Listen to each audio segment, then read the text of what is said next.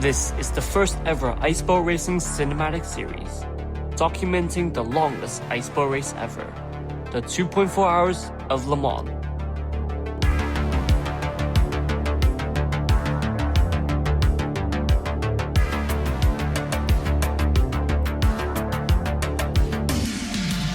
We're underway here in Jakarta with Life Network and 281A getting a good start from the front row, and the rest will duel into turn 1. Brave tactics from Equinox, who absolutely sends it into the first corner. Equinox just full sended it.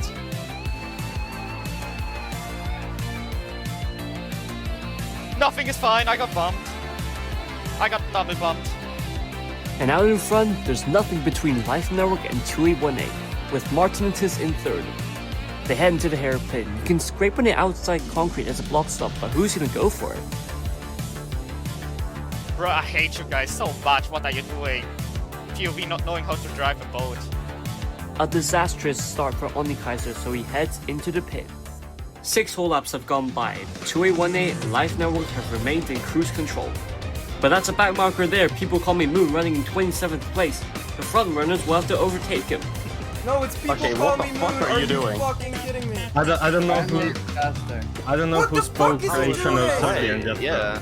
To be fair, 281A got bumped as well, but Life Network just went for an overly optimistic move.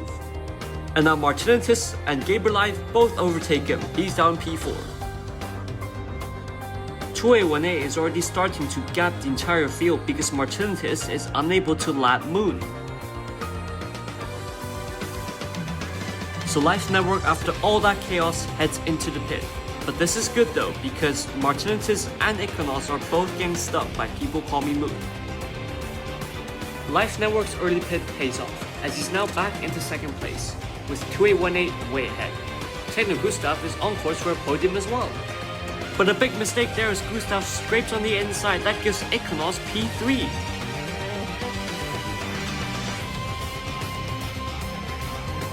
As we hit the final lap racing, Onikaiser is going to get DRS on the both of them. These two have been going for 3.5 laps, and now Onikaiser is here as well. Absolutely no room for error. 3 fight for the podium. And oh no, he's getting bumped out. It's back to Gustav and Equinox, only 2 turns separating them. 30 minutes of racing going to be decided by these 2 turns. Who's going to be our final podium finisher? Go! Go! What does it do? So many drivers capitalized on that race and gained so much ground, from the likes of Equinox, who went from 11th to 3rd. But also, many drivers would have asked, what could have been? Just like Life Network, unable to convert pole to win. Instead, that is taken by 2818. And just outside the podium is Techno Gustav, who missed out by a quarter of a second from what would have been his first podium in almost 2 years. Oni Kaiser an underwhelming 5th place as well. Then there's Mupeki, Gabriel, Gottness, and Martinitis, who dropped all the way down to 9th place at the end. At Jakarta, I finally secured my first ever pole position, but ended up having the pace to get P1, but ended up getting bumping down to 2nd by a back marker, which was very unfortunate. I was really hoping to get the win today to, start off the championship with great haul of points in the first race, but at least I came home with it in 2nd and didn't get upset and lose even more positions. My race in Jakarta was as good as it could have been after my bad qualifying session. I failed to get into Q3, which was disappointing. So sitting in P11 on the grid, I decided that the best course of action to give myself a chance in the race was to just send the shit out of it into turn 1. And I managed to gain 4 positions out of that, so I'm just simply goated. And I might have had the biggest fall off in a race ever, because we all know Boat Udals is the one mod that forms boat racing and made it what it is today. And I just didn't have it installed for the race. Missing the podium just half a second stings, but it's still a good result to get P4. Oh yeah, and Equinox, for next time, don't expect me to lose. Especially after I'll attach a mirror on the rear of my boat so that Gustav can look at it and remind himself of how far he's fallen.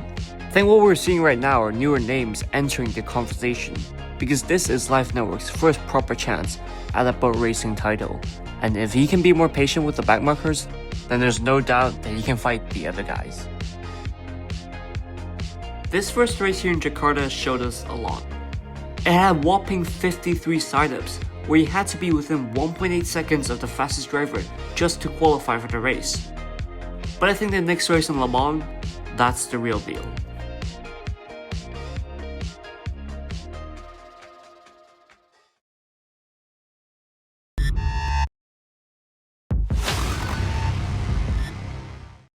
League races can already get exhausting from keeping a consistent pace for around 30 minutes. But this next race at Le Mans might just take it to a completely new level. This 2.4 hour long race will be our first Pacific Superseries special. And even though it's been split into two 72-minute races, just one of these already earns the title of the longest race in iSport racing.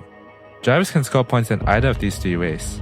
Driving both races on your own or splitting the distance with a friend will net you a 50% points boost on your finishing position, while doing either of the races solo will earn you the points for that race.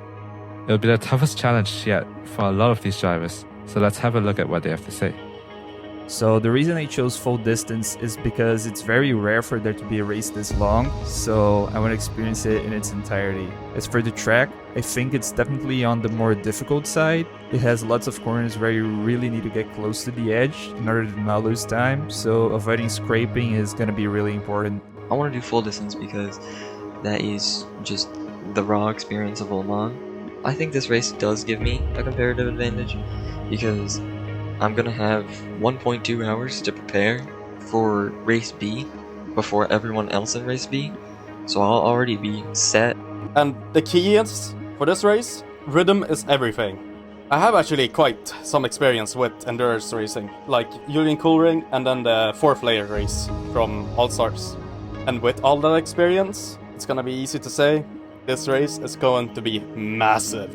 And I will drive the 2.4 hours of Le Mans. I will drive full distance, so I will not swap with any other drivers. I chose it because I want to challenge myself. It's obviously the hardest choice, driving 2.4 hours with almost no break. This will be the hardest race of my career.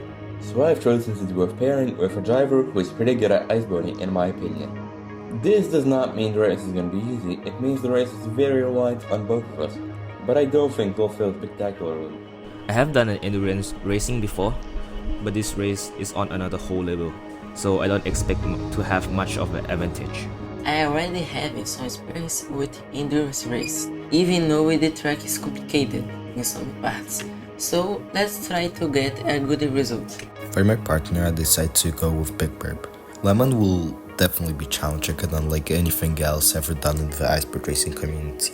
Le Mans is a very interesting track because it's very easy to overcome it. Now, this is definitely a step into the unknown for many drivers because we have never had a race this long, and it is definitely the toughest race yet.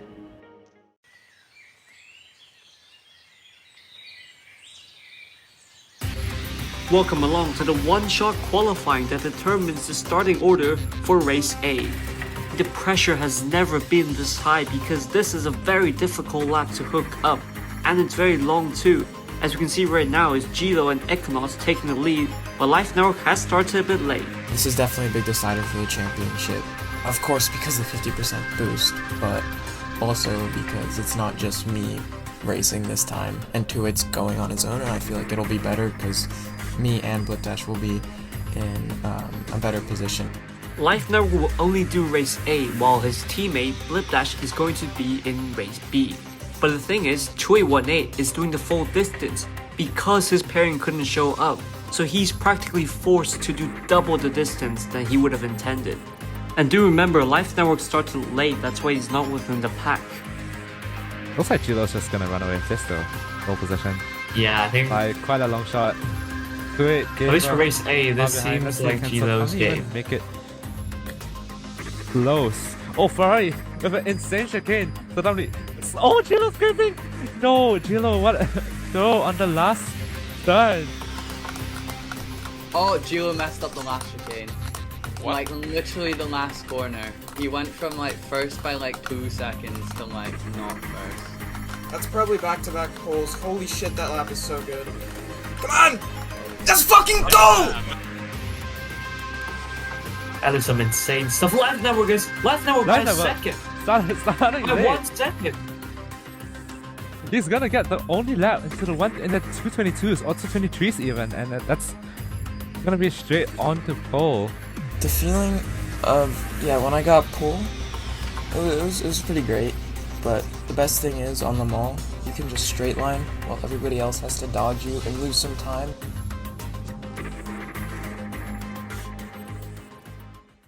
So then for race A, the 72-minute race, it is Life Network by a second on pole position. Then it's Gabriel Life, a good qualifying in P2, then 2818 in P3. Then Gilo on home soil, who was the pre-race favorite, ended up messing up qualifying so bad that he starts P9.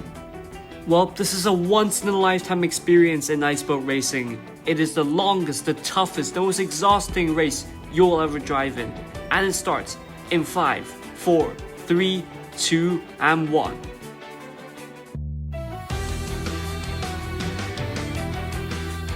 So the top 3 retain their positions with Life Network leading. Look at that, that's Gilo getting bumped into turn 1. And just look how far back Gilo is. We have all the drivers going through turn 4 right now. Now there's still a little over an hour to recover your position even if you had a bad start. And just look at this though. There's Gilo, all the way down P19. Gonna let us try and stick this tandem. It's gone wide though. What's happening to Gilo?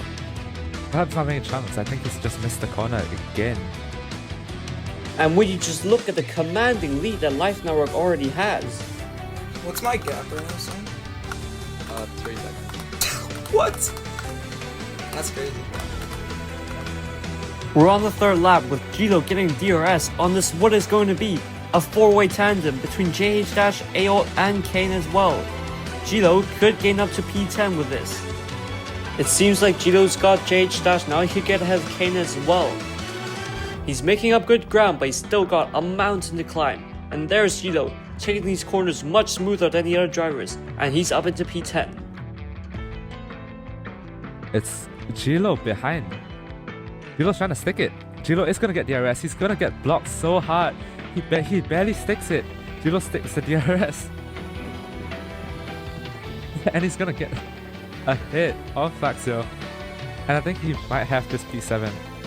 Gaber is now running 3rd place behind 2818, but there is a back marker there, so Gaber can get DRS and he's gonna have to be careful here. No, he gets bumped, so he's gonna lose out the places to Ferrari and Iconos.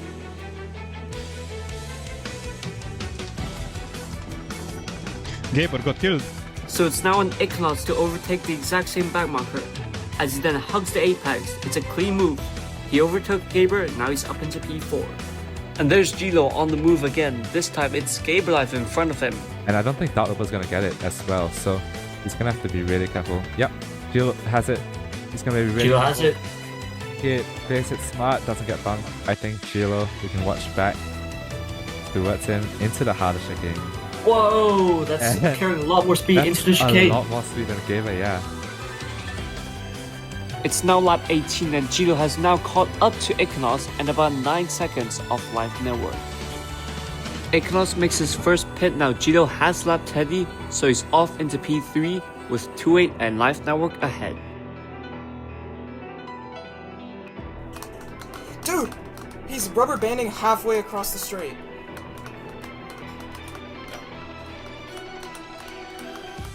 What? What? Oh no, 2-8 is right there. That's such a... No, he is losing so much time. The gap is down to 1 second. No, that's the worst place to get bumped. Right down one of the fastest straights. No way, I just lost all my lead. Are you fucking serious? What are they doing? Yeah. You just... What? Are you fucking serious, man? It's lap 22 and 2818 is right there, with Gilo not far behind. Life Network's gonna have to be very careful now in these remaining laps. Oh my god, no way we're pitting in tandem. No, we're not. And I just crashed in the pit exit, in the pit entry. And I'm behind Looker, are you... This is a disaster. Okay, but and now I'm getting, like... And even after pitting, Life Network continues to lose so much time, and his lead is in huge jeopardy right now. And it also does mean that Gilo can get DRS, and he can take the lead from 2818. you would just have to acknowledge that he was 19th at one point. And now let's see, can Gilo nail this corner and he'll be properly in tandem? Perfect chicane by Gilo. And side by side they go. We have 3 laps remaining in race A. 0.2 gap right now. Nothing much at all. It's easily could go either way. Who is gonna fall first? Gilo or 2-8? Gilo, insane comeback drive. That's 2-8 scrapes. Oh no. 2-8's oh out. no. 2-8's out. Gilo has the lead. No way that Gilo No wins way. this. I'm done, man. For the first 1.2 hours, we are on the final lap, and all of the top 3 have pitted, and Life Network is still in P3. Still though, take nothing away from this man. Part 1 of 2 is won by 32 Gilo.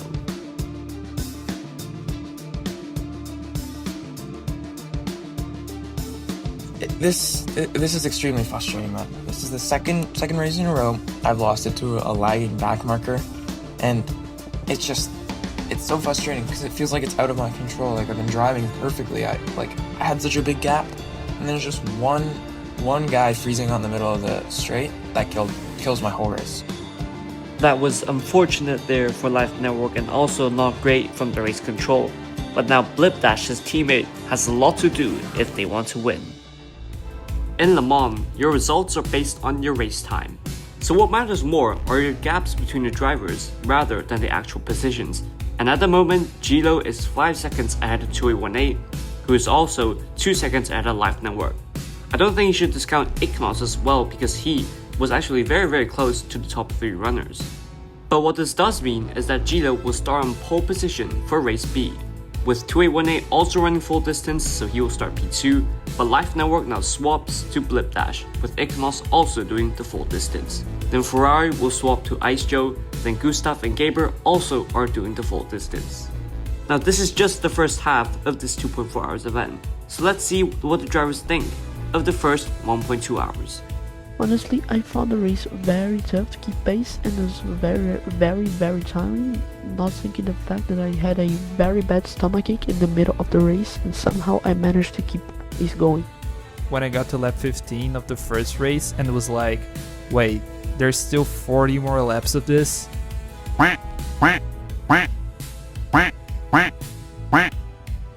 I like the track difficulty so far. I really like the chicanes on the straight, and I feel like they're gonna make the biggest impact.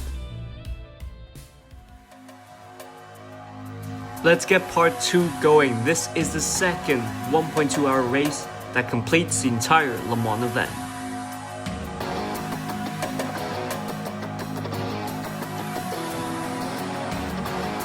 It's gonna take a lot to beat Gilo this time around, but there is 2818, Blipdash and Icknos right behind him. It's gonna be lights out and away we go with Gilo on pole position, able to go fully straight. Heading into the Dom chicane, and there's carnage at the start, Taylor Gustav and Icknos, big losers there. Just like what we saw at the end of race 8, it's Gilo against 2A, now it's Blipdash who joined the fight. And would you look at that, not even at the end of the first lap, and Gilo has already pulled away from 2A and Blipdash. Gaber now in a 5-way tandem, he's gotta be careful, and he gets bumped on the opening laps once again here in race B. And he drops to P10 while Icknos, looking at this fight, he had a bad start and he can recover some positions. Oh, the Brazilian got killed again. On lap 8 and 2818 and Blip that just can't get through these back markers, they're losing so much time to Gilo. Heading to the final set of chicanes, and that's Eduardo Avocado ahead of 2818 and Blipdash.